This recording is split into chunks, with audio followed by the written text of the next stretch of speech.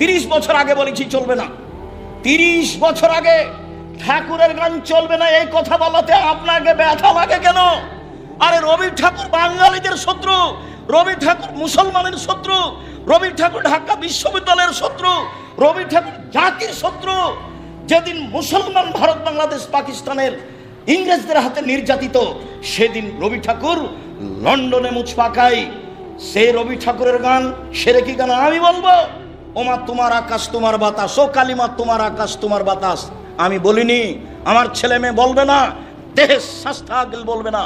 আর জন্মসূত্রে সেরে তাহাজ্জুদ পড়ে কি হবে? 18 কোটি মানুষ আছে দেশে, দল নিয়ে আর ভোট নিয়ে মারামারি করতে হবে। ছেলে একটা মানুষ করতে পারলেন না, যে বলতে পারে একটা গান বানাতে পারে, যার গান বাংলাদেশে চলবে। ঠাকুরের গান কেন? ও তো মুসলমানের শত্রু, ও তো বাঙালিদের শত্রু, ও তো জাতির শত্রু, ও তো ঢাকা বিশ্ববিদ্যালয়ের শত্রু, সবচেয়ে বড় শত্রু। মুসলমান যেদিন ইংরেজদের হাতে নির্যাতিত, সেদিন ঠাকুর লন্ডনে মুছ পাকায়। ঠাকুরের গান আমি স্বাগত জানাবো? অসম্ভব হতে পারে না। বেরায়েতদের পৃথিবী ছোট নয়, সারা পৃথিবী অনেক বড়।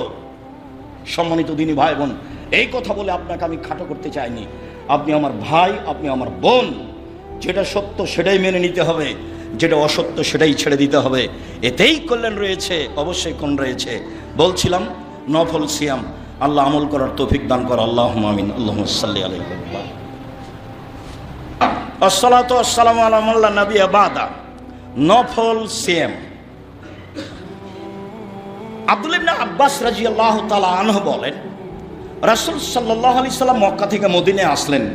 দেখছেন মদিনার লোকেরা মুহররমের 10 তারিখে সিয়াম আছে। তাহলে রাসূল বলছেন, মাহাজালি হিয়াম সিয়াম আলিজতাসুমুল্লাহ, এই সিয়ামটা কেমন? তোমরা মুহররমের 10 তারিখে সিয়াম থাকো, এটা কেমন? তখন মদিনার ইহুদিরা বলছে, এটা জানেন না, হাজা ইয়াউমুন আযীম, এটা তো অনেক বড় দিন।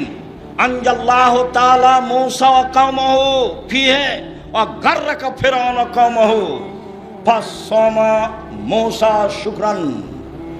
এই দিনে মুহররমের 10 তারিখে আল্লাহ ফিরআউনকে সদল বলে ডুবিয়ে দিয়েছিলেন, আর মূসা আলাইহিস সালামকে সদল বলে বাঁচিয়ে দিয়েছিলেন। সেই জন্য মূসা মুহররমের 10 তারিখে সিয়াম পালন করেছেন। শুকরিয়া আল্লাহ, এইভাবে ফিরআউনকে ডুবালা তুমি, আর এইভাবে আমাকে বাঁচালা। আমি কি বলতে পারি, কি করতে পারি? তোমার শুকরিয়ার জন্য আমি সিয়াম থাকলাম। তখন আমাদের নবী মুহাম্মদ সাল্লাল্লাহু আলাইহি সাল্লাম বললেন, শোনো, আমি বেশি হক রাখি মূসার চেয়ে। আল্লাহর শুকরিয়া আদায়ের ব্যাপারে আমি বেশি হক রাখি, অতএব আমিও সিয়াম থাকলাম। সঙ্গী সাথী সাহাবীরা তোমরাও সিয়াম থাকো। যেমন বললেন তেমনি সাহাবীগণ বলে উঠলেন, বলেন কি? আরে দিন রাত আপনি বলছেন ইহুদি খ্রিস্টানদের বিরোধিতা করতে হবে, দিন রাত আপনি বলছেন ইহুদি খ্রিস্টানদের বিরোধিতা করতে হবে। এই দিনে সিয়াম থাকলে তো তাদের অনুকূলে হলো, বিরোধিতা হলো কই? কেমন হয়ে গেল আল্লাহ রাসূল? হাজা মিন আযীম লিল ইয়াহুদ, এই দিন তো ইহুদিদের বড় দিন, আমরা এটা কেমনে পালন করি? তখন আল্লাহ রাসূল বলছেন, শোনো শোনো শোনো শোনো, লাইন বাকিতা সানাতাল কাবিল লাসুমান্না তাসিয়া, আমি হায়াতে বেঁচে থাকলে সামনে বছর 9 তারিখ মুহররমের 9 তারিখ সিয়াম পালন করব। 9 তারিখ হবে বিরোধিতা, 10 তারিখ হবে শুকরিয়া।